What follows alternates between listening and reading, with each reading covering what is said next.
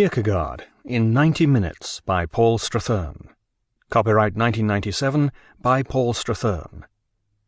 This unabridged recording of the reading of Kierkegaard in 90 Minutes was published by arrangement with Ivan R.D.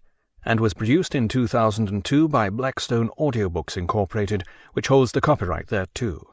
Neither this recording nor any portion of it may be reproduced or used for any purpose without prior written authorization from Blackstone Audiobooks. This book is read by Robert Whitfield.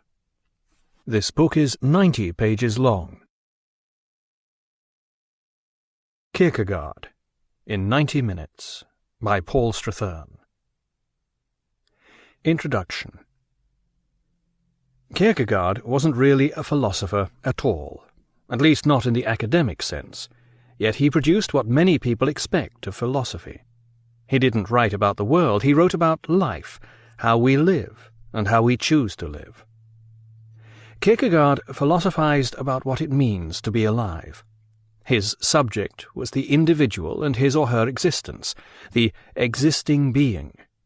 In Kierkegaard's view, this purely subjective entity lay beyond the reach of reason, logic, philosophical systems, theology, or even the pretenses of psychology. Nonetheless, it was the source of all these subjects.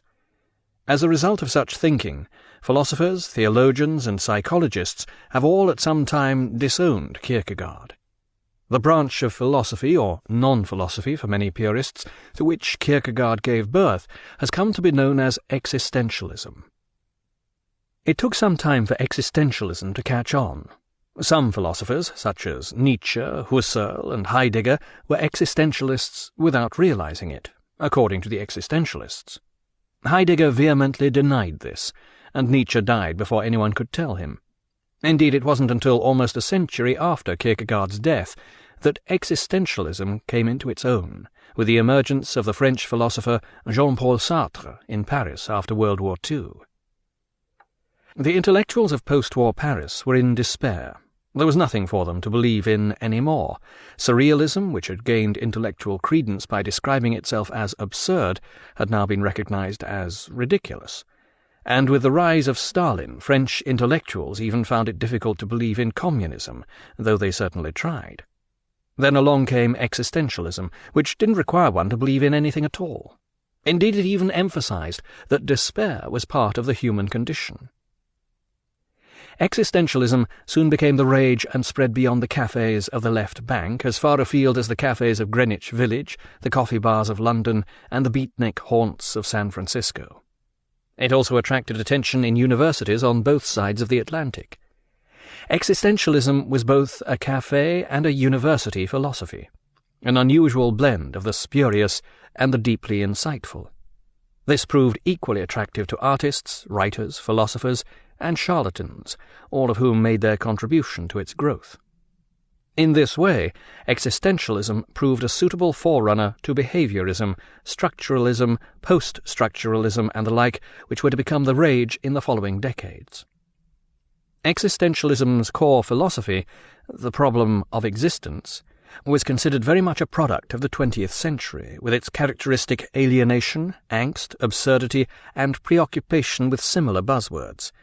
But all this derives directly from Kierkegaard, who was born almost a century before Sartre. Kierkegaard was certainly ahead of his time, yet he also brought about a long overdue re-examination of one of the first philosophical questions ever to be asked. What is existence? This question had, of course, continued to be asked ever since by almost everyone except philosophers. To them the question was either laughable, invalid, or answered so completely by their own philosophy that there was no need whatsoever to go on asking it. Kierkegaard, on the other hand, insisted that every individual should not only ask this question, but should make his very life his own subjective answer to it. This stress on subjectivity is Kierkegaard's main contribution. The problem of existence, or being, was central to the thinking of many of the earliest philosophers. Before Socrates and Plato introduced an element of reason into philosophy, thus making it academically respectable, philosophers had been much concerned with the question of being. What did it mean to be alive? What was the meaning of existence? They wondered. Such naive questions are nowadays laughed out of court by serious philosophers. Asking these questions is simply meaningless, we are told. Yet we mere mortals stubbornly continue to ask them. In our artless fashion, some of us even expect philosophy to provide an answer. Several pre-Socratic philosophers, blithely unaware of the sophistication of philosophers to come, even insisted upon taking such questions seriously. Parmenides, who lived in the Greek colony of Elea in southern Italy in the 5th century BC, taught that being was the one single unchanging element of all existence. All is one. Such things as multiplicity, change, and motion were mere appearance. Other pre-Socratic philosophers began to question the difference between the existence of real things as compared with abstract notions and imagined things. What quality differentiated my existence from that of mathematics or dreams? What did it mean to exist? Then came Socrates and Plato. Know thyself, rather than know what it means to be yourself, became the order of the day. The problem of being faded from philosophy. This fundamental notion, perhaps the most fundamental of all, was simply ignored. As far as Plato was concerned, existence was simply accepted as given, rather than its nature questioned. Now it is arguable that Plato was the most comprehensive and profound philosophical mind of all time. Still, he was capable of overlooking what many consider to be the most important philosophical question of all. Newton may have been the most comprehensive and profound scientific mind of all time, but that didn't stop Einstein from showing how his universe rested on a false assumption. Despite contemporary opinions to the contrary, there is such a thing as fundamental progress. We know more and more about the world in almost every field, except perhaps philosophy. But on the level of individual existence, in the way Kierkegaard spoke of it, we remain the same.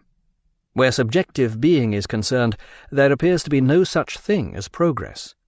We all suffer, or enjoy, the same situation, the human condition, and have done so since time immemorial. Taking their cue from Plato, ensuing philosophers continued to ignore the human condition. Subjective existence, possibly the one thing we all indisputably have in common, was left to the musings of philosophical simpletons. For almost 2 millennia the philosophy of Plato and his pupil Aristotle reigned supreme. Not until the 17th century did philosophy return to base, that fundamental ground from which it had originally grown. Who am I? And what do I mean when I say, I exist? The French philosopher René Descartes declared, cogito ergo sum, I think, therefore I am. Everything in the mind and the world could be doubted. Everything could be an illusion or a deceptive fantasy of some kind, except the fact that I am thinking it. The fundamental notion, the absolute unquestionable rock upon which all philosophy could be based, was once again seen to be the subjective self. But this was very much the self of a French intellectual. It existed only when it was thinking. Feelings, perceptions, and so forth, all these were liable to deception. The subjective I could know that it existed, but it could know nothing else for certain. It was left naked and defenceless, exposed to the deceptive elements. Unaccommodated man, wrote Shakespeare, is no more but such a poor, bare, forked animal. It was the German philosopher Kant who eventually devised a suitable dwelling to house this poor, defenceless creature. Kant constructed a grandiose mansion in the form of an all-embracing philosophical system based on reason, which accommodated the subjective I in magisterial splendour. Kant was followed by Hegel, who built an even more grandiose all-embracing system based on the notion, all that is rational is real, and all that is real is rational. But somehow both Kant and Hegel had lost sight of the original question. Their systems gave no satisfactory answer to the subjective question, what is existence?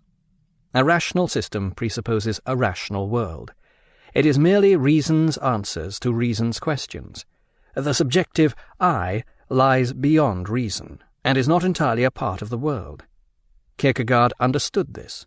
The answer didn't lie in constructing a perfect system which explained everything. There was a more fundamental problem which prompted questions such as, what is existence? What does it mean to exist? It was Kierkegaard who set himself the task of answering these questions. Kierkegaard's life and works. Søren Abje Kierkegaard was born in Copenhagen on May 5, 1813, in the same year as the flamboyant German opera composer Richard Wagner. These two archetypal 19th-century characters occupy the opposite poles of that century's genius. Kierkegaard was to become all that Wagner did not, and vice versa. Virtually the only thing they had in common, seemingly indispensable for 19th-century genius, was a strain of madness. Kierkegaard's madness was not a central feature of his psychic makeup. It was his brother's son who ended up in an insane asylum, but it is nonetheless evident in certain persistent oddities of his behavior. All his life, Kierkegaard was obsessively solitary, and in consequence the few influences upon him took on an exaggerated aspect. By far the greatest influence on the young Kierkegaard was his father, who exhibited a much closer proximity to madness, and would probably have been regarded as insane in a more sophisticated Mediterranean society. The influence of Kierkegaard's father was formative. Almost everything that he became was either a direct result of his father's overbearing influence or in violent reaction against it. There was little casual normality in their relationship. Kierkegaard Sr. had been born a serf in the remote heaths of Jutland in northern Denmark. His family belonged to the local priest and worked his fields. This almost certainly accounts for the family name Kierkegaard, which is Danish for churchyard. By the age of 10, the young Kierkegaard Sr. was out in all weather looking after the sheep. According to one of his sons, he suffered from hunger and cold, or at other times was exposed to the burning rays of the sun, left to himself and the animals, lonely and forlorn. He was highly religious, yet he could not understand how God could allow him to suffer so. One day, driven to desperation, he stood on a rock on the barren hillside and solemnly cursed God. Almost at once, things took a turn for the better. An uncle in Copenhagen sent for young Kierkegaard Sr. and gave him employment in his woolen goods business. Kierkegaard Sr. proved an excellent salesman, tramping the highways and byways in all weather to sell stockings and pullovers to countrymen and townsfolk alike. Eventually he had enough money to marry and set up home. When the uncle died, he was left a considerable business. This he continued to build until he was one of the richest merchants in Copenhagen, occasionally even entertaining royalty at his dinner table. The 5 houses he owned survived the British naval bombardment of 1803, which flattened large areas of the city. 10 years later, when the Danish economy went spectacularly bankrupt, Kierkegaard Sr. was one of the few to survive, having invested his fortune in gilt-edged securities. But already the man who had cursed God felt deep within him that he was accursed. His first wife died, and he married his maidservant. Of his 7 children, only 2 survived. Then the second wife died. Søren Kierkegaard was the youngest child, born when his father was already 56. The years of Søren's childhood were regularly punctuated by family deaths. Already doom-laden and religion-obsessed by the time Søren was born, Kierkegaard Sr. became an increasingly depressive tyrant. He retired from business and withdrew to a reclusive life amidst the gloom of the family mansion. He quickly recognized Søren as the most intelligent of his offspring, and Søren became his father's favorite. In any other family this might have been an enviable position, but not at the Kierkegaards. By the age of 7, Kierkegaard's father was teaching him logic after his own fashion. Young Kierkegaard's statements would be subjected to perverse logical scrutiny, and he would be forced to defend his every assertion. Relaxation came in the form of extensive foreign travel. This all took place within the confines of his father's study. Young Kierkegaard would listen while his father painstakingly described the architectural and cultural delights of such faraway places as Dresden, Paris, and Florence. Afterward, young Søren would be encouraged to take a grand tour around the room, forced to describe in detail the views he saw, such as the sunburnt hillside of Fiesole, above the domes and towers of Florence, each of which had to be named and described. As a result of this mental child abuse, the already intelligent young Kierkegaard developed a supremely logical mind, as well as a superb, if somewhat dry, imagination. Like many a modern travel guide writer, Kierkegaard's father had never actually seen the faraway romantic spots that he described. His travels had been conducted entirely between the covers of books, but for all this they did not lack in telling authentic detail. In his later philosophy, Kierkegaard was to show an uncanny ability to imagine himself in situations, especially biblical and psychological ones, that he had only metaphorically experienced. This skill stems directly from accompanying his father on his armchair travels. On a deeper level, Kierkegaard Sr. seems to have wished to overwhelm his son's mind and impose on it his own blinkered view of the world. Dominant fathers have always enjoyed inflicting the goals they have achieved, or more commonly failed to achieve, on their sons, but Kierkegaard Sr. was different. He felt driven, but he no longer had any goals. He saw himself as accursed, and he wallowed in total despair. It was this driven despair that he wished, consciously or otherwise, to impose upon his son. In his later journals, Kierkegaard Sr. pointedly tells the story of the man who gazed at his son one day and told him, "Poor child, you are living in silent despair." This would seem to derive from an autobiographical episode, or was possibly a regular refrain. Not surprisingly, Kierkegaard was a somewhat odd pupil at school. He dressed in buttoned-up old-fashioned clothes and behaved in a buttoned-up old-fashioned manner. His teachers described him as being like a little old man. He didn't excel at schoolwork, though he was certainly in a different intellectual class from his fellow pupils. His father had instructed him not to draw attention to his intelligence. He was to place third in his class. Young Soren dutifully obliged. This must have required even more skill. Any budding genius can come in first. As Kierkegaard grew older, it became plain that his odd appearance was due to more than just his old-fashioned clothes. His body was angular and stick-like, and he seems to have suffered from a spinal disease which gave him a slight hunchback. Never one of the gang, the outsider Kierkegaard inevitably attracted the teasing of his more boisterous schoolmates. He soon learned to defend himself with a sarcastic wit. This sarcasm he then began to use aggressively, provoking other boys with his comments and attracting their bullying. This behaviour trait was to recur throughout Kierkegaard's life. Like many an earnest introvert, Kierkegaard liked to consider himself the centre of attention. He was certainly used to being the centre of his father's attention, and the fervent intensity of his inner life meant that he was very much the centre of his own attention. Provoking others, even if he suffered for it, reinforced the illusion that the world revolved around him. This martyr complex was to become an important factor in his psychological makeup.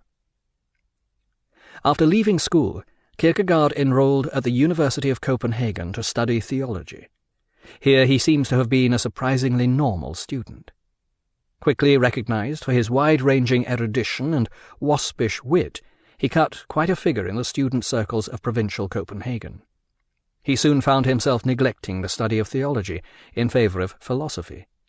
He became interested in Hegel, whose philosophy had spread like the plague throughout Germany, and was now reaching epidemic proportions in various lesser philosophic nations. Hegel's deep seriousness and earnest, spiritually oriented view of the world struck a chord in Kierkegaard. According to Hegel's all-embracing system, the world developed according to a triadic dialectical process. An initial thesis would generate its antithesis, and both would then be subsumed in a synthesis, which in turn was seen as a thesis, and so on. His classic example was thesis, being or existence; antithesis, nothing or non-existence; synthesis, becoming.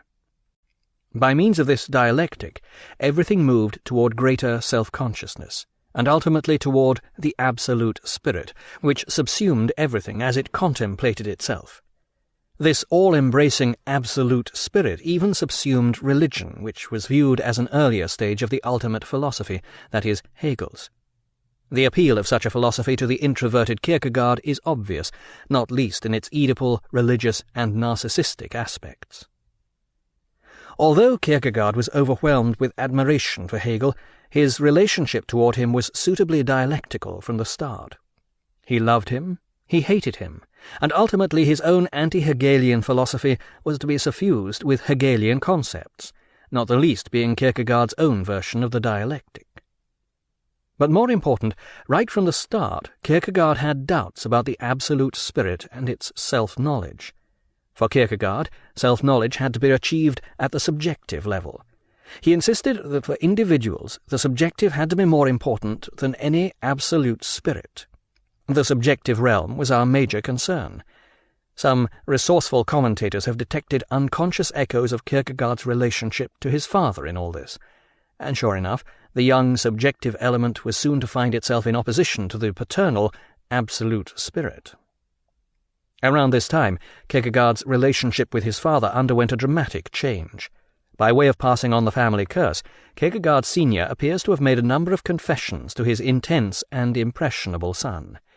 He explained how he had cursed God long ago on a hill in Jutland. Kierkegaard is said to have recoiled from this revelation in horror, and soon afterward began to drift into a drunken, dissolute life at the university. Some perceptive commentators have suggested that there is more here than meets the eye. By this stage, Kierkegaard was probably looking for an excuse to break free of his father's overbearing influence. It also seems certain that the pious old man's confession included more than just theological matters. He may well have confessed that he had committed fornication, sleeping with the maidservant, his future second wife, Kierkegaard's mother, while his first wife lay on her deathbed. This could also help to explain the dramatic, or self-dramatized, turn in Kierkegaard's behavior, which was not quite as dissolute as he would have us believe. But it has also been suggested that the father's confessions contained something more serious than infantile blasphemy and earnest guilt over peccadilloes. In the view of critic Ronald Grimsley, covert references in Kierkegaard's journals hint that the father had visited a bordello and contracted syphilis, which may even have been passed on to his son. Kierkegaard's subsequent behavior certainly doesn't rule out this lurid possibility. As part of his campaign of dissolute behavior, which included such heinous sins as drinking rowdily in cafes and walking down the main street smoking a cigar, Kierkegaard now visited a bordello. As is more frequently the case than most would care to admit, this initiation was a fiasco. Later that night, Kierkegaard scribbled incoherently in his journal, my God, why hast thou forsaken me? That bestial giggling. In extremis, Kierkegaard identified with the words of Christ on the cross. Although he had attempted to flee his religion, it remained his spiritual reference. This was to be Kierkegaard's sole sexual encounter throughout his life. Later remarks in his journal suggest that this was more than a cliché humiliation. He writes of being denied the physical qualities required to make me a whole human being. In other places, he frequently refers to his thorn in the flesh, and at one point mentions a disproportion between his soul and his body. We can only guess at the precise details of this very personal misery, which would seem to have involved sexual impotence. Some have claimed that all this sidelines Kierkegaard, making his entire life and works a special case. Nothing could be farther from the truth. Much more plausible is the argument that this personal misery acted as a constant goad, increasing his suffering to the point where he became more intensely human. Paradoxically, it served both to detach him from life and, on another level, to plunge him more intensely into it. His continual misery made him even more aware of both the futilities and the profound implications of the human condition. In the spring of 1836, Kierkegaard suffered a crisis of despair. He was overwhelmed by a vision of his inner world, which he saw as utterly corrupted by cynicism. The sarcastic cigar-smoker who entertained his friends masked an inner abyss. He began seriously contemplating suicide. On May the 19th, 1938, Kierkegaard had a spiritual experience which he referred to in his journal as the Great Earthquake. Only now did I find some relief in the thought that my father had been given the hard duty of comforting us with the consolation of religion, of ministering to us all so that a better world might be opened to us, even though we lost everything in this one. The way was now open for his return to God and a reconciliation with his father, but only just in time. 3 months later his father was dead. The way Kierkegaard saw it, his father had died so that, if possible, I might turn into something. Kierkegaard's powerful imagination often caused him to mythologize events that affected him deeply, but in this way he gave his life meaning. The death of Kierkegaard's father left him with a considerable fortune of more than 20,000 crowns. Kierkegaard calculated that this would last him 10 to 20 years. Overnight, he became one of the richest and most eligible young men in Copenhagen. For almost half a dozen years Kierkegaard had resisted taking his university exams, mainly because his father wanted him to graduate in theology and become a pastor, a prospect that hardly appealed. But now all this had changed. By a characteristically perverse piece of dialectical reasoning, of the sort that Kierkegaard was to make his own, he persuaded himself that because he was now free of his father's coercion and financially independent so that he had no need to work, he owed it to his father to pass his exams. For 2 years Kierkegaard studied hard, living an upright Christian life. During this period he met a teenage girl of a good family named Regine Olsen. Although Regine was 10 years younger than Kierkegaard, he formed a deep attachment to her. He courted her in the formal manner of the time, sending her books and reading to her, escorting her arm in arm down the esplanade on Sunday afternoons. Regine was dazzled by her wealthy suitor, whose brilliance and social graces appeared tempered by a hint of enticing melancholy. Kierkegaard's attachment was equally deep, but remained entirely spiritual. In her innocence, Regine hardly noticed this. Such behaviour was considered quite normal in decent Danish society. The physical side of any relationship came later, and woe betide any suitor who thought otherwise. Despite her naivete, it soon became clear to Regine that she had fallen in love with no ordinary young man. Kierkegaard was meticulous about the books he gave her. He insisted on discussing the ideas in them thoroughly, instructing her on the correct way to interpret them. It seems that Kierkegaard wished to dominate the 17-year-old Regine as thoroughly as his father had dominated him. But Kierkegaard was not made of the same dour stuff as his father. Something in him sensed the wrongness of this, the wrongness of the entire situation. Still, he loved her. Sometimes he broke off reading to her, and she would notice that he was silently weeping. The same occasionally happened when Regine played the piano for him. As she put it, Kierkegaard suffered frightfully from his melancholy, an observation that was to prove as tragically prophetic as it was touching. After Kierkegaard passed his exams, they became engaged, and Kierkegaard began training to become a pastor. A normal life beckoned. But Kierkegaard was incapable of living a normal life, and he knew it. Spiritually, psychologically, emotionally, physically, on almost every level such a life was impossible for him. Yet the impossible had happened. He had fallen in love. Regine had become so much more than the spiritual protégé he had intended. At the same time, Kierkegaard felt himself drawn to a life beyond the normal, to a higher life. As yet he didn't fully understand what this life was. All he knew was that he wished to devote himself to writing, to philosophy, to God, and for this he felt instinctively that it was necessary for him to sacrifice everything else. Within 2 days of his engagement to Regine, Kierkegaard knew he had made a mistake. He tried to break it off as gently as possible, but Regine didn't understand. He sent back her ring. Still she didn't understand. She knew that he loved her. A tragi-farce ensued, one which was to preoccupy Kierkegaard until the end of his life. For years he would analyze, fantasize, delude himself, and dissect his reactions with heart-rending honesty. The more he worried over it, the more profound his thoughts became. What began as an agony of choice was eventually to become the agony of choice, the dilemma that faces all humanity. What am I to do? Became universalized into, how are we to live? Kierkegaard now had the 2 subjects which were to generate his philosophy, his father and Regine. In the crucible of neurosis, obsession, and suffering, the base metal of his inadequacies would be transformed into the essence of the human condition.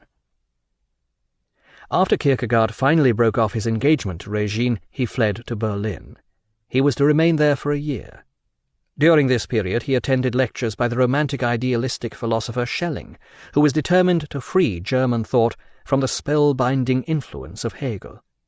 These lectures attracted a wide-ranging audience, including Bakunin, the Russian anarchist, Burckhardt, the historian who first elaborated the full cultural import of the Renaissance, and Engels, the other half of the famous political duo with Marx. Like Kierkegaard, these tyro geniuses were seeking to rid themselves of the all-pervasive influence of Hegel. They all ended up dismissing him, yet were nonetheless lastingly influenced by him. But Kierkegaard was disappointed. Schelling had missed the point. He hadn't understood that Hegel's philosophical system, and indeed all philosophical systems, were now a thing of the past. A system built on rational principles, as any system had to be, described only such aspects of the world as were rational. Kierkegaard had understood, and experienced to the full, the fact that subjectivity was not rational. When Kierkegaard returned to Copenhagen at the close of 1842, he brought with him a voluminous manuscript entitled Either or, A Fragment of Life. The title's autobiographical reference is immediately apparent, yet when he published this work it was under a pseudonym, or more precisely, a series of pseudonyms. The story of these pseudonyms is as complex and implausible as a whodunit. The manuscript itself is said to have been found in a secret drawer by its editor, Victor Eremita, whose name stems from the ancient Greek word for solitary or outcast. Eremita studied the handwriting of the manuscript and decided it was the work of two authors, a civil magistrate by the name of Wilhelm, referred to as B, and a nameless young friend of his, referred to as A.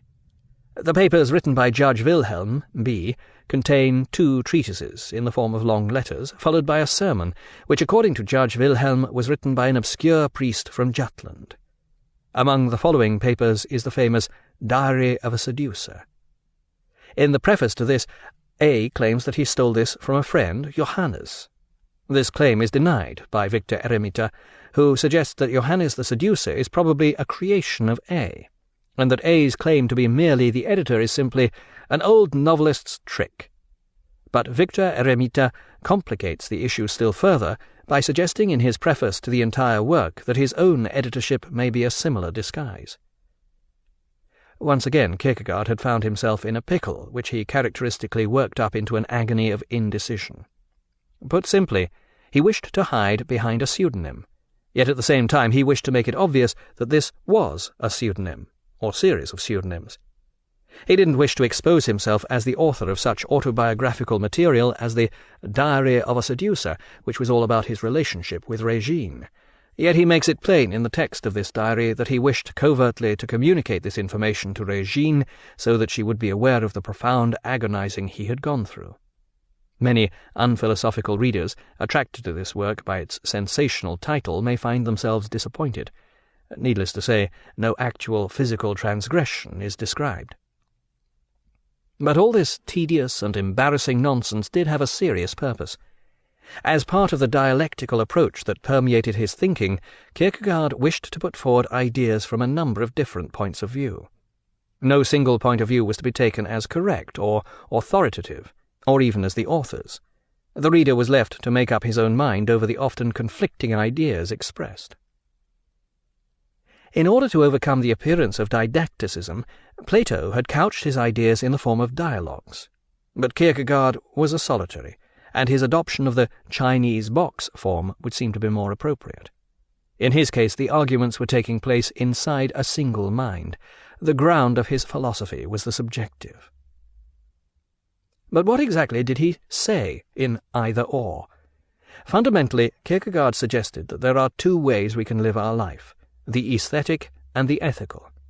Each individual has the opportunity to make a conscious choice between these two. Here lie the seeds of existentialism. In making this choice, the individual must accept full responsibility for his action, which will characterize his entire existence in the most fundamental manner. Individuals who choose the aesthetic viewpoint basically live for themselves and their own pleasure. This need not be a shallow attitude to life. In working for our own pleasure, we almost invariably work for the pleasure of others too, if we are thinking in the longer term. Indeed, it could be argued that the scientist who selflessly dedicates his entire life to curing a painful disease, sacrificing personal, domestic, and social pleasure in the process, is also living the aesthetic life if he does this simply because he enjoys scientific research. And in the context of modern psychology and the liberal society, it is difficult to see how anyone doesn't live the aesthetic life. In our weird and wonderful ways, it seems we all seek pleasure. Kierkegaard's lack of empathy with this point of view was characteristic of his time and place, pious pre-Freudian Scandinavia. But his analysis of what it means is subtle and profound. He knew what he was talking about. He had lived this way in his student days and was still racked with guilt over the element of it that remained in him. On a basic level, the individual who lives the aesthetic life is not in control of his existence. He lives for the moment, prompted by pleasure. His life may be self-contradictory, lacking in stability or certainty.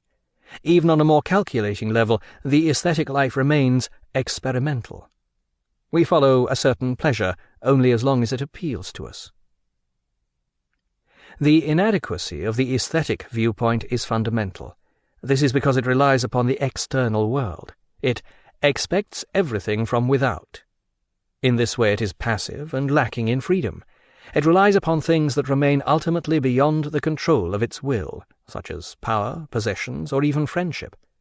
It is contingent, dependent upon the accidental. There is nothing necessary about it. If we understand such things, we see the ultimate inadequacy of the aesthetic existence.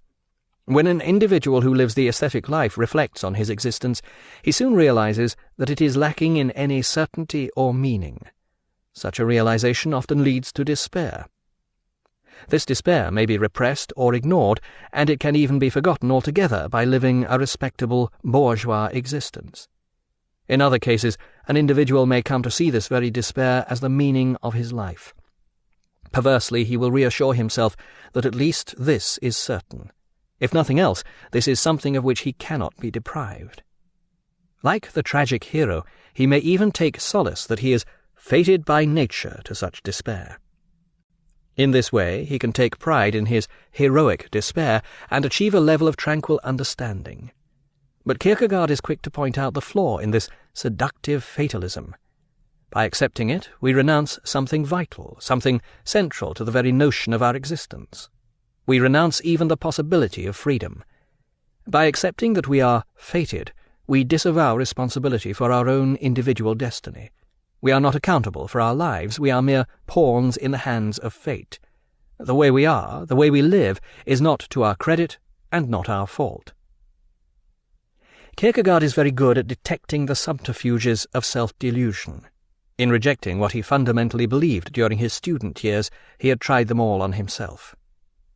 His stripping away of the layers of self-delusion points the way out of the aesthetic condition. We may find it difficult to agree with his ultimate conclusion, which was inevitably Christianity in a forbiddingly spiritual guise, but the steps by which he leads us along the way are compelling. For, most important, he is leading us out of the abyss of despair into a life where we take full responsibility for what we make of that life. The despair that Kierkegaard describes is a profound condition which has become increasingly prevalent in our time. Kierkegaard's delineations of this despair, the forms it takes, the psychological fallacies behind which it shelters, were highly prescient. His solution to it was equally radical. The only answer is to take full possession of one's existence and accept responsibility for it. This, rather than the ultimate Christian message, was Kierkegaard's most influential contribution, and it was to become even more important in the century after he died, as the individual increasingly lost his faith in God, found his very existence threatened by determinist psychology, drowned in mass culture, and denied by totalitarianism, or lost in the complexities of science. Self-creation by conscious choice often seemed the only alternative to despair.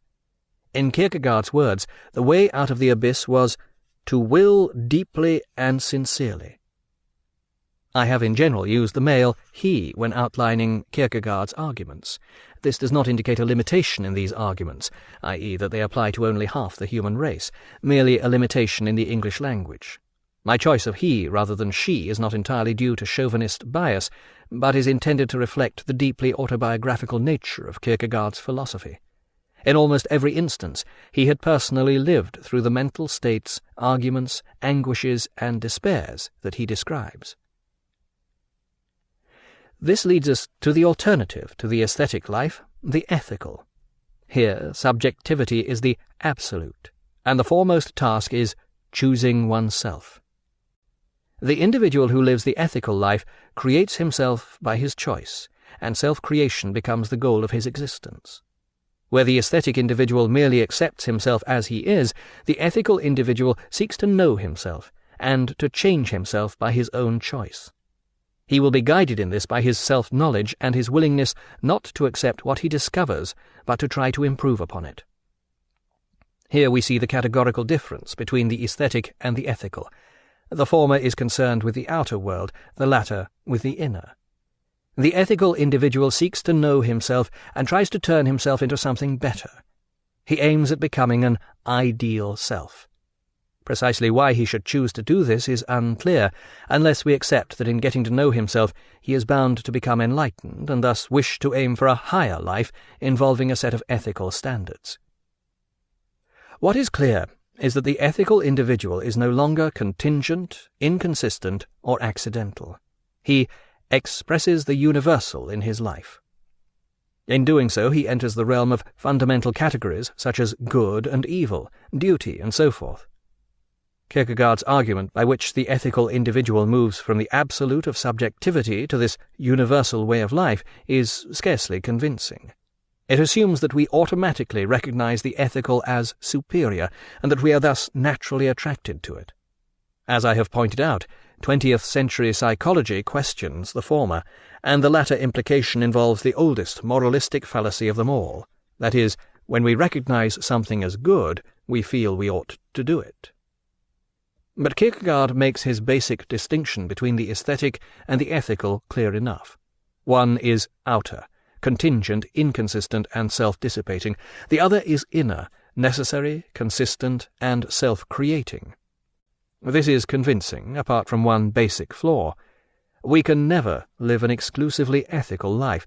There will always necessarily be an element of the outer and accidental about our lives. Even when we have chosen the ethical, an element of the aesthetic is bound to remain.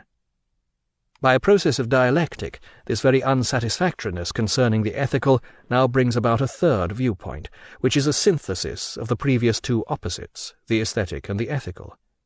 This Kierkegaard calls the religious, and he deals with it in his next book, Fear and Trembling, written under the pseudonym of Johannes de Silentio. In this work, Kierkegaard examines the notion of faith. This he characterizes as the ultimate subjective act. It is irrational, a leap beyond all possible justification. It has nothing to do with ethics or good behavior. The ethical life, with its notion of self-creation and responsible choice, is unable fully to accommodate the leap of faith. Such higher irrationality lies beyond the ethical, which requires rational behavior. Faith relates the individual to something higher, which is itself the essence of everything ethical. According to Kierkegaard, the ethical life is basically concerned with religion in the social sense, but to achieve the religious state requires a teleological suspension of the ethical. In other words, it is necessary to suspend our ethical standards so that we can transcend them and fulfill a deeper purpose. According to Kierkegaard, the religious can be viewed as a dialectical synthesis of the aesthetic and the ethical. It combines both the inner and the outer life, certainty and uncertainty, the leap of faith extending beyond all certainty. Kierkegaard illustrates the religious state through the story of Abraham and Isaac from the Bible. To test his faith, God directs Abraham to sacrifice his son Isaac. This book is continued on Disc 2. Kierkegaard in 90 Minutes by Paul Strathern continued. Disc 2. Such an act can only be seen as ethically wrong, but true faith, the requirement of the religious stage, involves divine purpose, which supersedes all mere ethical demands. Abraham sets out to follow God's command, regardless of any qualms he may have over such an act. In this he is leading a life at the religious level, which is higher than the ethical because it has faith in the divinity from which the ethical originates. Many will rightly regard such an attitude as dangerous lunacy. Religious fanatics throughout history have behaved in this fashion. Likewise, Führers and tyrants have obeyed similar psychological dictates, and it is psychology that is the key to this problem. Kierkegaard's only real defense here is that he is dealing with a dialogue of the soul rather than a public act. Look upon Abraham and Isaac as different elements of the same person, and it all becomes not only clearer, but even plausible. Sacrifice is necessary if we wish to achieve something. This sacrifice is usually irrational and may well conflict with our previously understood notions of right and wrong. Subjectively, we often discover our purpose in life through an irrational leap of faith which has little or nothing to do with the ethical. Kierkegaard relates this to the religious, but it is also how anyone gives his life a consuming purpose, by believing in himself, as anything from an artist to a future prime minister or a stand-up comedian. As Kierkegaard put it, a poet's life begins in conflict with the whole of existence.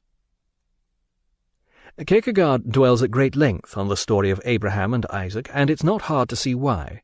Once again, there are strong echoes of his break with Regine. As we have seen, this may have appeared wrong in the ethical sense, but Kierkegaard saw it as necessary if he was to follow the religious life. It's also not difficult to see dark echoes of his relationship with his father. At the last moment, God had stayed Abraham's hand so that Isaac was not sacrificed. Kierkegaard had been driven to the brink of spiritual extinction by his domineering father, who then died so that his son might turn into something. By the age of 30, Kierkegaard was devoting his life almost entirely to writing. He no longer saw his old student friends, and lived a solitary existence. He emerged only for long walks through the streets of Copenhagen, where his increasingly eccentric appearance attracted attention. A thin, stooped figure in a top hat, he wore narrow trousers with one leg invariably shorter than the other. Always old beyond his years, he already seemed middle-aged. Occasionally he would stop and talk with young children. He would give them small presents, and they would cautiously delight in this strange little young old man's impish humour. On weekends, Kierkegaard would hire a coach and ride through the city gardens or into the countryside. He remained mindful of his status as the son of one of the city's richest merchants.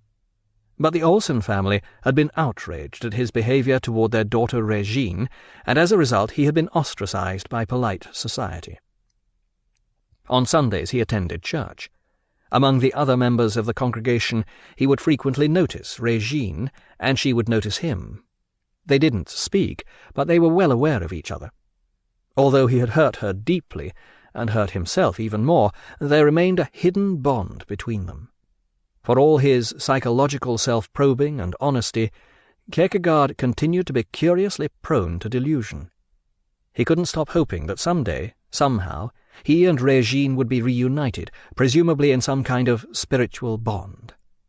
Although he knew it was impossible, he couldn't help himself from longing for the impossible. His analysis of their relationship remained a constant preoccupation, and this only contributed to his ever-deepening self-knowledge. He became only too aware of the endless subterfuges that the mind plays upon itself. What had begun as a highly personal fiasco of inadequacy led him to see the universal inadequacies of human nature. Subjectivity itself was impossible, yet it had to be lived. Meanwhile, he continued to write obsessively. During the next 2 years, 1844 to 1846, he published half a dozen books under various pseudonyms, including Johannes Climacus, John the Climber, Vigilius Haufniensis, Watcher of the Dunghill, Hilarius Bookbinder, no hilarity here, alas, and Frater Taciturnus, an odd choice for an author with logorrhea. By now, much as he had hoped, the Copenhagen literati had begun to realize the true identity of this silently hilarious dunghill climber. Kierkegaard's ideas continued to develop at a pace similar to his literary output.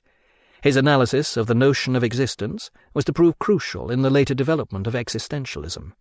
For Kierkegaard, existence was a surd. In mathematics, a surd is a quantity that cannot be expressed in ordinary numbers, such as pi. For Kierkegaard, existence was all that was left after everything else had been analysed away. It was simply there. Kierkegaard compared it to a frog that you discover at the bottom of your beer mug when you've finished your beer. But when we come to examine our own existence, we discover it's more than just there. It has to be lived out. It has to be turned into action by means of subjective thought. This is the essential element of our subjectivity, and it leads to subjective truth. Here we see what Kierkegaard means when he asserts that subjectivity is truth. For Kierkegaard, there are two kinds of truth. Objective truth, such as the truths of history and science, are related to the external world. They can be confirmed by reference to outer criteria. In other words, objective truth depends upon what is said. Subjective truth, on the other hand, depends upon how a thing is said. Unlike objective truth, subjective truth has no objective criteria. Kierkegaard gives the example of two men at prayer. One is praying to the true conception of God, the Christian one for Kierkegaard, but is doing so in a false spirit. The second man is a pagan, praying to his primitive idol, but with an entire passion for the infinite. For Kierkegaard, it is the second man who has the greatest subjective truth, because he prays in truth. Kierkegaard's notion of subjective truth is akin to sincerity, only more so. It involves a passionate inward commitment. Subjective truths are the most important for Kierkegaard because they are fundamentally related to our existence. As we have seen, they are not related to any objective criteria. Instead, they are related to the surd that remains when all objective criteria have been analysed away. Subjective truth is thus concerned with the very foundation of our values, not so much with whether these values are correct, but the nature of our commitment to them. According to this view, no morality can originate from objective fact. Curiously enough, here Kierkegaard allies himself with that profound atheist and sceptic, the 18th-century Scottish philosopher David Hume. According to Hume, all we can know is what we experience. From this we derive so-called facts. But from these facts it is not possible to derive any morality. Just because sobriety is conducive to consistent behaviour, we cannot therefore say that we ought to remain sober. Both Kierkegaard and Hume agree that we cannot derive an ought from an is. This process, which attempts to include ethics in philosophy, is now known as the naturalistic fallacy. But Kierkegaard's belief in the superiority of subjective truth to objective truth caused him to doubt Hume's view concerning the primacy of fact. Kierkegaard rightly sees that even so-called facts can be determined by our attitude. To a considerable extent, our values determine the facts. Faced with the same reality, the Christian and the pleasure-seeker may see different facts, as, for example, if both were introduced to a bordello or a religious retreat. In this way, each individual is to a certain extent the creator of his own world, and he creates his world because of the values he holds. It is not difficult to see in such thinking the seeds of present-day relativism, with its rejection of the entire notion of objective truth. Kierkegaard also anticipates 20th-century phenomenology, which sees all forms of consciousness as intentional. In other words, consciousness is always purposive. We see the world the way we do because of what we intend to do to it. Likewise, Wittgenstein's remark, "The world of the happy man is a different one from the world of the unhappy one," whose apparent banality takes on a more profound tenor when one realizes that he is speaking here of the exercise of the will. As Kierkegaard realized, the individual sees the world that he wills to see, and this depends upon the values he has previously chosen, the ones he lives by, the ones that make him what he is. Kierkegaard thus argues that the values that make the individual what he is also make the world what it is. This phenomenological point of view may hold true for the scientist who believes in science, whose world is different from the historian who believes in history, but it has serious drawbacks. The main drawback is the peril of solipsism. The view that I alone exist, that the world is all here for me. As Kierkegaard would have it, I alone am responsible for my world, that is, the world I inhabit. This was taken to its logical limits in the 20th century by the existentialist Jean-Paul Sartre. While serving as a private in the French army in 1940, he felt he had to accept that the entire world war was his responsibility. Such sublime egoism, a feat possible only for a true intellectual, may be a moral tonic, but it is hardly conducive to a useful world view. But this was just the kind of moral tonic for which Kierkegaard was searching. His aim was to make existence as intense as possible. Only in this way do we see it as it is, see it for what it can be.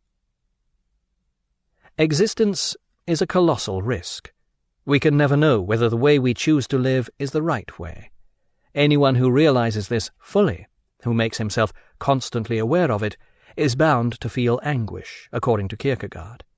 Such subjective truths, supported by no objective evidence, are grounded on nothing, literally. We thus come to know the nothingness of existence, the utter uncertainty that lies at its heart. Life is fundamentally tentative and elusive. Even consciousness itself is a contradiction. This is the intersection of actuality and possibility, the meeting place of what is and what is not. As Kierkegaard also put it, life is understood backwards, but lived forwards. Consciousness is thus in opposition to itself. It is a doubleness. As Kierkegaard noted, the word double and doubt stem from the same root. They originate from duer, with doubt meaning two possibilities. Consciousness itself is a form of doubt.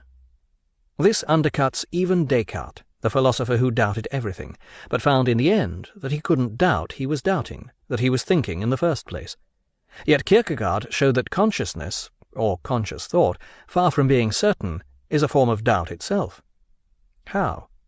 Because in consciousness we doubt existence itself. But is this merely a case of the snake swallowing its tail? Here we are indeed in elusive territory, with the few concepts we have becoming ever more slippery. For instance, it's all very well saying that even consciousness is open to doubt, but can something that doesn't exist do anything at all, let alone doubt itself? Kierkegaard's defenders argue that he doesn't say consciousness doesn't exist, he merely doubts its existence. This is a vital point. What Kierkegaard is saying is that it is possible to doubt consciousness to bits. Once again, reverting to the skepticism of Hume, Kierkegaard saw that it is possible to question the continuity of consciousness. We don't experience this continuity from one moment to the next. All we experience is the moment, the present. Consciousness is thus utterly precarious. Once we become aware of this, existence becomes even more of a risk. And this is further emphasized when we bear in mind that we might die at any moment, a fact that we learn from experience as well as from our awareness of the absence of continuity in consciousness. Simultaneously, we should remain aware of the complete freedom that we have at every moment. We can choose anything. We can completely transform our lives. At every moment we are confronted with utter freedom. This is the true situation that faces us. As a result of this, when we are fully aware of the reality of our situation, we experience dread. Kierkegaard wrote an entire book about the concept of dread. This concept is often translated as anxiety or anguish, but is best conveyed by the German word Angst. I use the word that usually appears in the English title of Kierkegaard's work. The concept of dread is one of the most profound pre-Freudian works of psychology. In it, Kierkegaard distinguishes between two different types of dread. First is the dread we experience when we are threatened by an external object, such as a roaring lion. The second type of dread results from an inner experience, our confrontation with the limitless possibilities of our own freedom. When we become aware of this freedom, we understand its enormity and its irrationality. As Kierkegaard points out, it is impossible to prove that we have freedom, because this proof would involve logical necessity, which is the opposite of freedom. Freedom has nothing to do with philosophy. It is a psychological matter dependent upon our state of mind or attitude.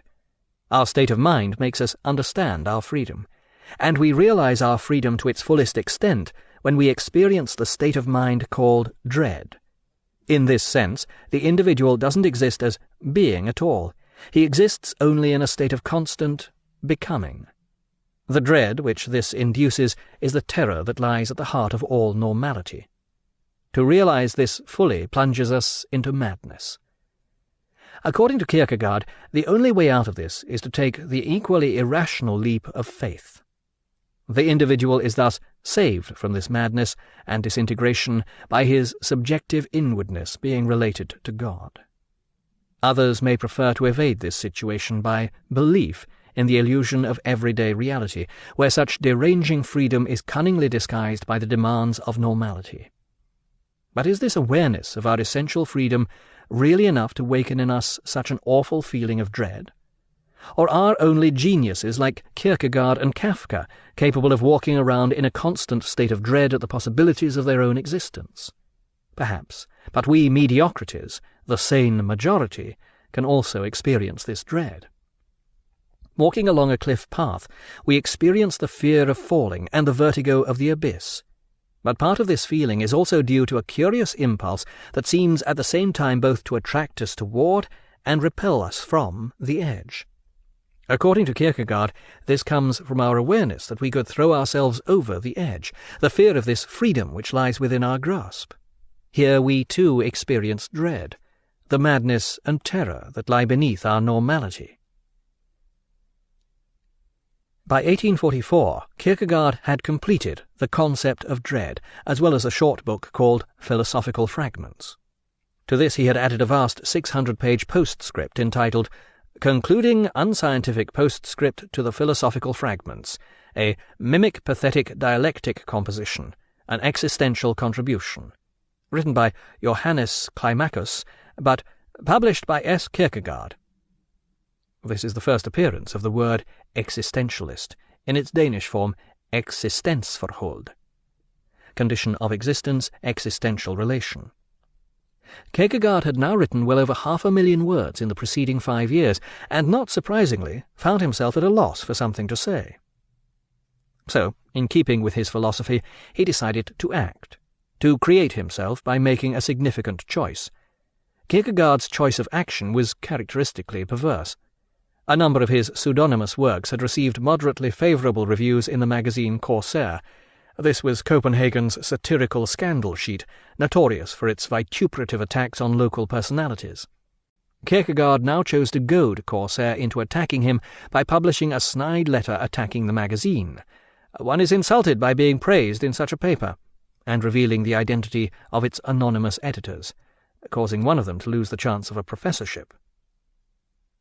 The result was predictable.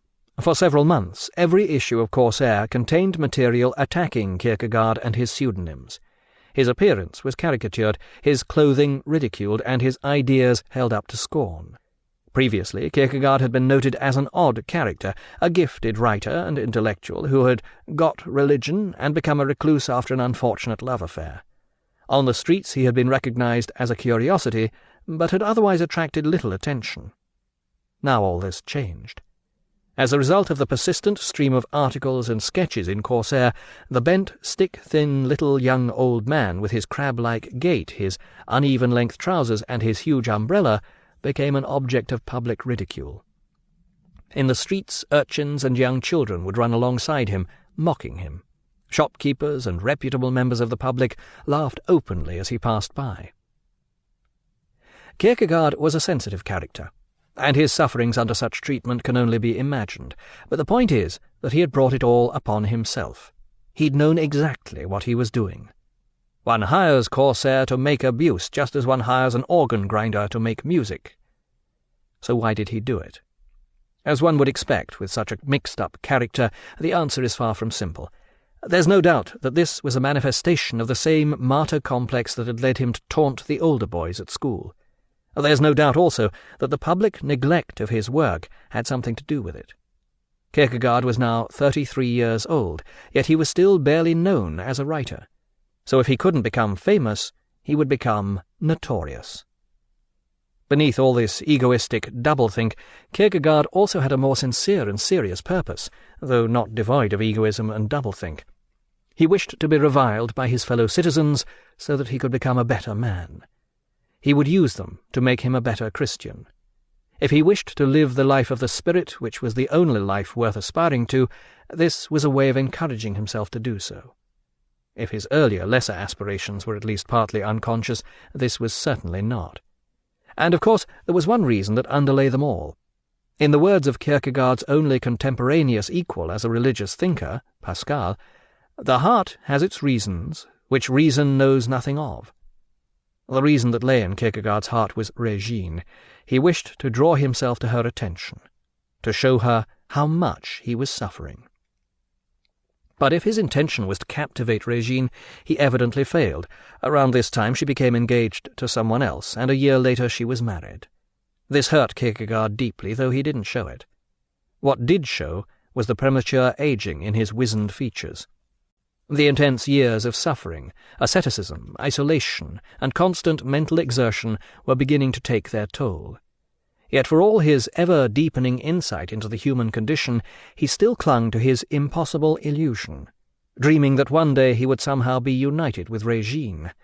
On Sundays they still noticed each other in church. In April 1848, Kierkegaard had a religious experience. "My whole nature is changed," he wrote in his journal. He realized that only his love of God could protect him from excessive self-concern. From now on he would preach the word of God directly, no longer hiding behind pseudonyms. This he proceeded to do in another stream of books, 6 works in the next 3 years.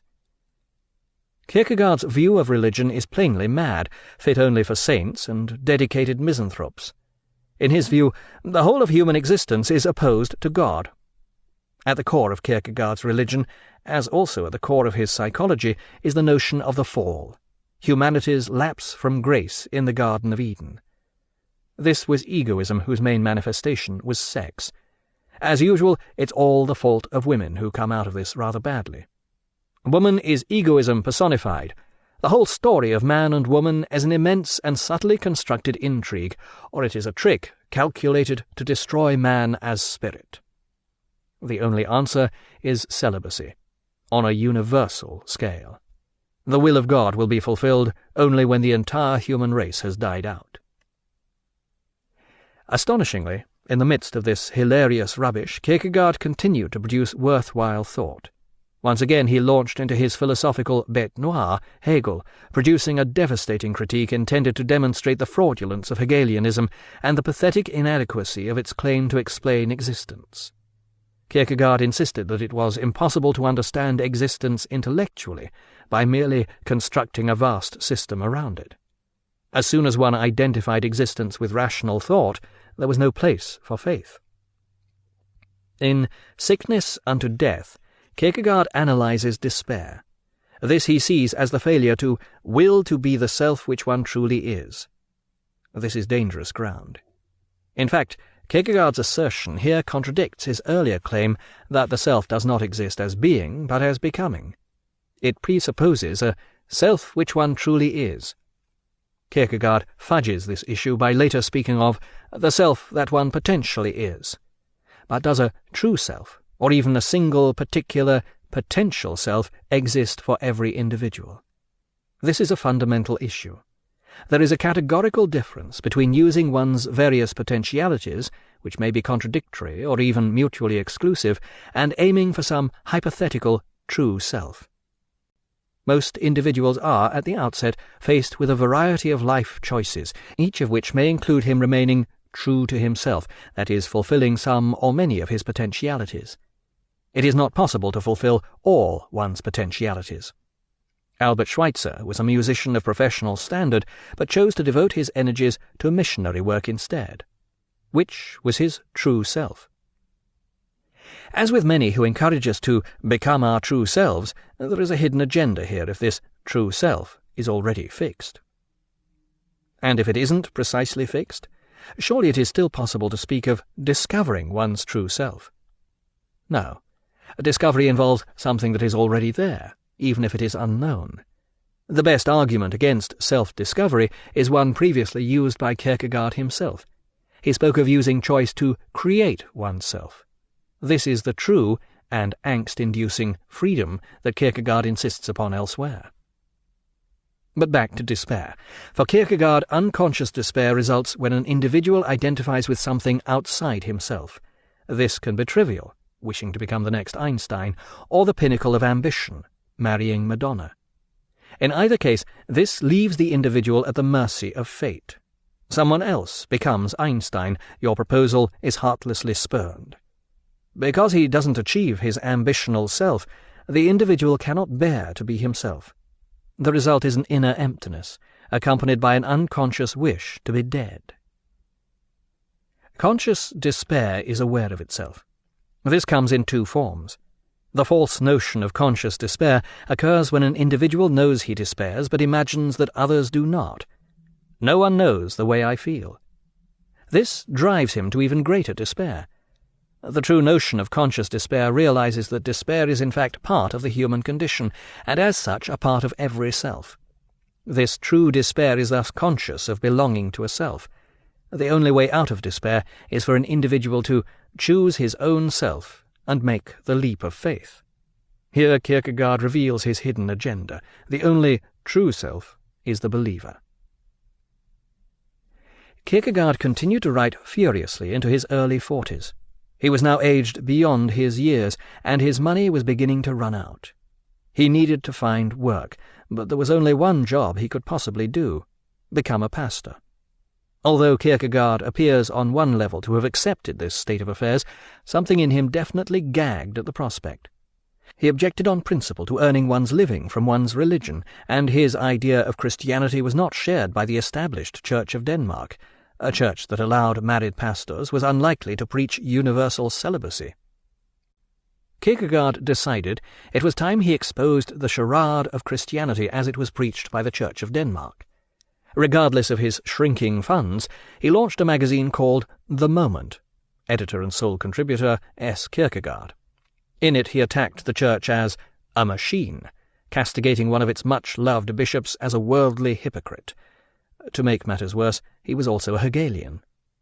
In one issue he even suggested that if it was discovered Christ hadn't existed, the Church would go on just as before, and few pastors would resign their comfortable livings. As expected, this caused a great scandal. There was now no chance of Kierkegaard losing his freedom. Any employment as a pastor was out of the question. In many ways it was the Corsair incident all over again. Once again Kierkegaard had achieved fame and widespread attention. His articles were quickly translated into Swedish, and the controversy raged throughout Scandinavia. The world was paying him what he felt, consciously or unconsciously, was his due. But it was fame in the only way that Kierkegaard could bring himself to accept: notoriety and execration. At the same time, it's not difficult to see an echo here of the young Kierkegaard Sr. cursing God on his hill in Jutland, and of course it once again drew him to the attention of Regine. Regine's husband had recently been appointed governor of the Danish West Indies, 3 tiny Caribbean islands. Kierkegaard almost certainly heard of this. How much it prompted the launching of The Moment can only be guessed. In April 1855, on the morning of her departure to the West Indies, Regine contrived to encounter Kierkegaard in the street. She paused and said quietly to him, "God bless you. May things go well for you." Kierkegaard raised his hat, politely exchanged greetings, and they passed on their separate ways. This was the first time they had actually spoken since their broken engagement 14 years earlier. It was to be the last time they set eyes on each other. Increasing frailty, combined with the stress of conducting his campaign against the Church, soon took its toll on Kierkegaard's health. 7 months after Regine had departed for the West Indies, Kierkegaard collapsed on the street and was taken to the hospital. He used the last of his money to pay the printer for the next edition of The Moment. Weak and in despair, whose topography he knew in such detail, he lost the will to live. But he never lost his faith. Those who saw him remarked on the radiant eyes that enlivened his emaciated face and his air of serenity. Within a month he died on November the 11th, 1855. In his will he left his few possessions to Regine. Kierkegaard's funeral attracted an unexpectedly large crowd, with students competing to act as his pallbearers. Just as Kierkegaard would have wished, a scandalous incident occurred at the graveyard. A group protested the hypocrisy of the church, which was claiming Kierkegaard as its own by burying him in holy ground. Someone read out a vituperative passage from The Moment. Uproar ensued. Afterward. Kierkegaard was soon forgotten. Not until early in the 20th century did interest in his work begin to spread. His ideas became influential in Germany, where they were seen as a form of philosophical parallel to the newly emerging Freudian psychoanalysis. Kierkegaard's ideas were developed by Husserl, the founder of phenomenology, who attempted, unsuccessfully, to make the philosophical analysis of consciousness into a rational science. As is often the case with philosophic failure, this attempt proved philosophically stimulating and fruitful. Kierkegaard's ideas were taken a stage further by Husserl's pupil and fellow German Heidegger, whose influence over 20th-century European thought remains paramount, despite his personal disgrace through compromise with the Nazis. Many referred to this new philosophy as existentialism, and Kierkegaard was generally regarded as its founder. Existentialism is the only Western attempt at an irrational philosophy. No one questions its success as such, only whether such a thing is possible in the first place. Unlike reasonable philosophies, past or present, existentialism is purely subjective. This should make it difficult to argue with an existentialist, but this has not turned out to be the case. Existentialists are famous for their arguments with one another. As with Kierkegaard, being, existence, takes precedence over knowledge, rationality.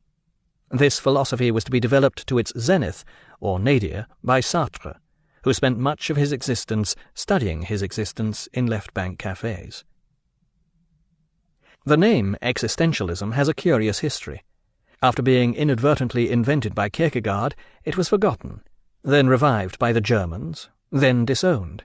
Both Husserl and Heidegger refused to be called existentialists, rejecting this tag on the grounds that it limited and trivialized the scope of their philosophy.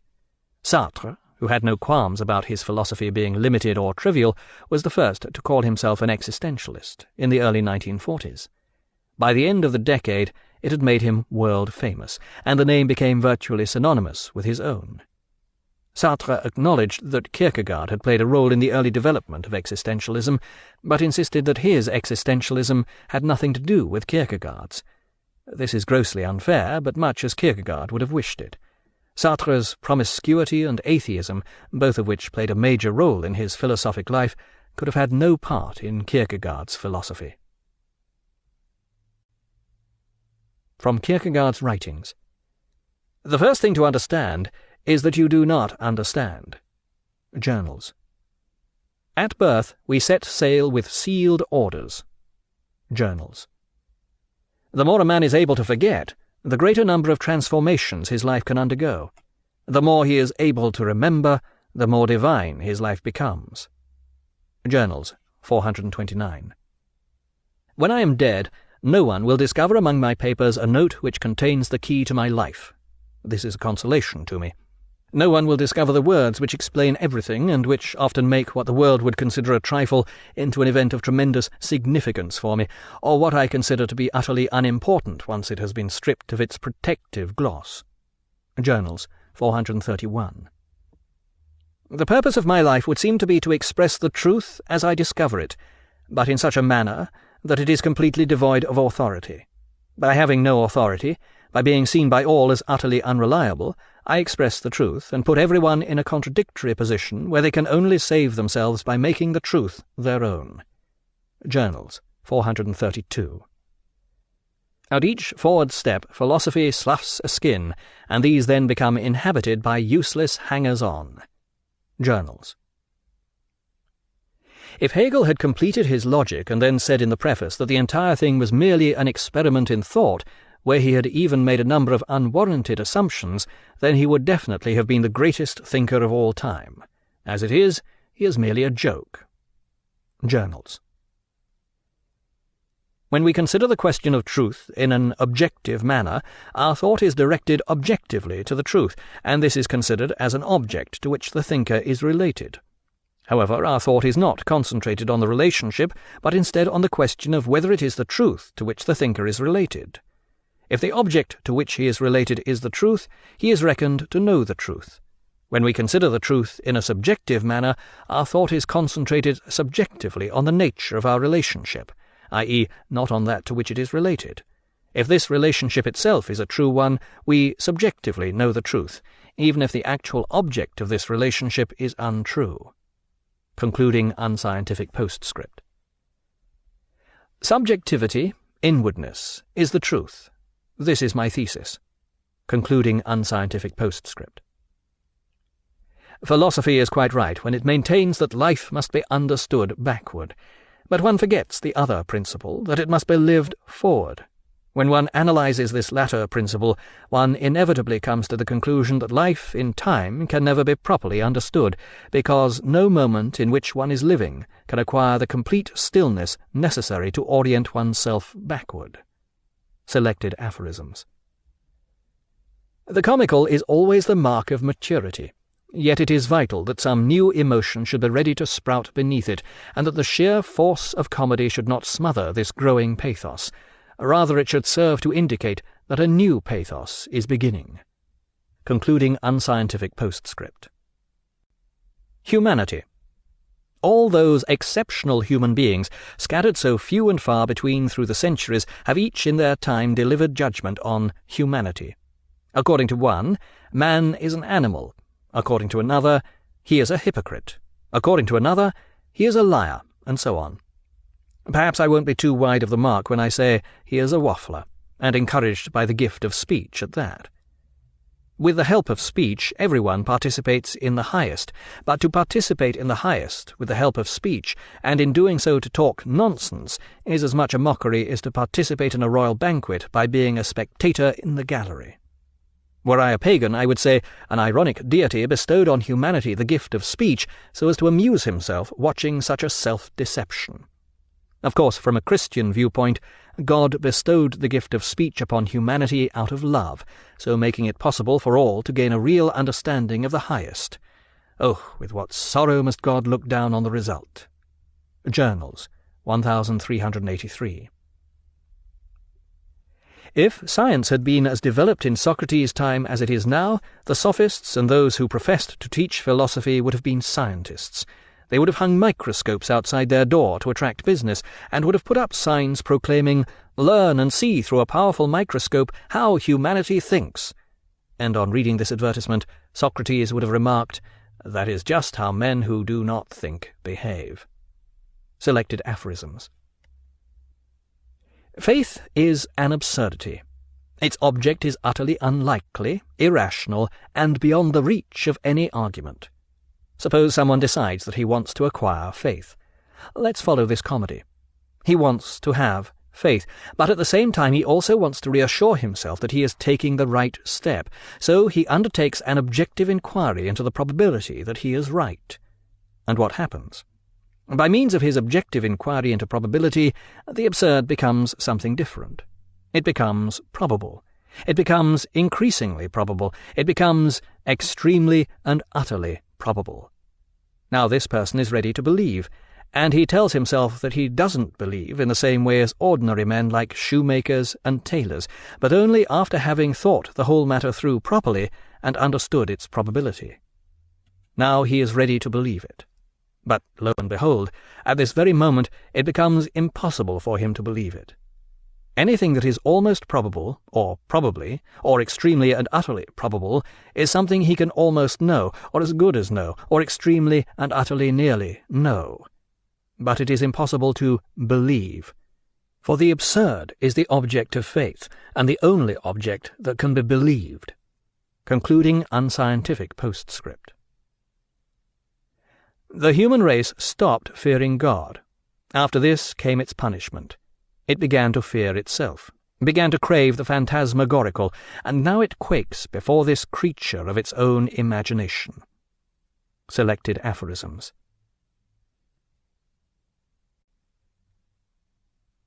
Chronology of Kierkegaard's life. 1813. Søren Kierkegaard born in Copenhagen. 1830. Becomes theology student at University of Copenhagen. 1834. Death of his mother. 1837. Meets Regine Olsen for the first time when she is 14. 1838. Death of his father. 1840. Becomes engaged to Regine. 1841. Breaks off engagement to Regine and leaves for Berlin. 1842. Publishes Either Or. 1843. Publishes Fear and Trembling. 1844. Publishes The Concept of Dread. 1846. Becomes involved in vituperative polemic with satirical magazine Corsair. 1848. Has religious experience which changes his nature and attitude towards spreading the word of God. 1849. Publishes Sickness unto Death. 1854. Decides to embark on polemic against the Church. 1855. Founds magazine The Moment, which he fills with his own articles against the Church. April. Sees Regine for the last time before she sets sail for the West Indies. October. Collapses in the street and is taken to the hospital. Dies November the 11th. Chronology of Kierkegaard's era. 1813. Danish state bankruptcy causes widespread ruin, evaded by Kierkegaard Sr., who has his savings in gilt-edged securities. 1813. Birth of Wagner. 1815. Battle of Waterloo. British consolidate empire over whole of India. 1821. Faraday discovers principle of electric motor. 1825. Birth of the railway. Stockton to Darlington route opened by Stephenson. 1829. British annex whole of Australian subcontinent. 1830. Greece achieves independence from Ottoman Empire. 1831. Hegel dies of cholera in Berlin. Darwin sets sail on HMS Beagle for Galapagos Islands. 1832. Death of Goethe in Weimar. 1834. German states establish customs union, Zollverein, helping to inaugurate the Industrial Revolution in Europe. 1844. Birth of Nietzsche. 1845. Annexation of Republic of Texas by United States. 1848. A wave of revolution sweeps Europe. Mexico cedes southwestern America, including California, to the United States. 1850. The dedicated anti-Hegelian philosopher Schopenhauer belatedly achieves fame. 1853 to 1856. Crimean War. 1856. Birth of Freud. This concludes the reading of Kierkegaard in 90 minutes by Paul Strathern. The book was read by Robert Whitfield. For other audiobooks from the Philosophers in 90 Minutes series, or if you would like to obtain a complete printed catalogue of our titles or our monthly update telling you about new releases and our new collection of books on CD, write to Blackstone Audiobooks, P.O. Box 969, Ashland, Oregon 97520, or call 1-800-SAY-BOOK. That's 1-800-729-2665. You may also obtain the same information from our award-winning website. Our address, all one word, is www.blackstoneaudio.com. Thank you.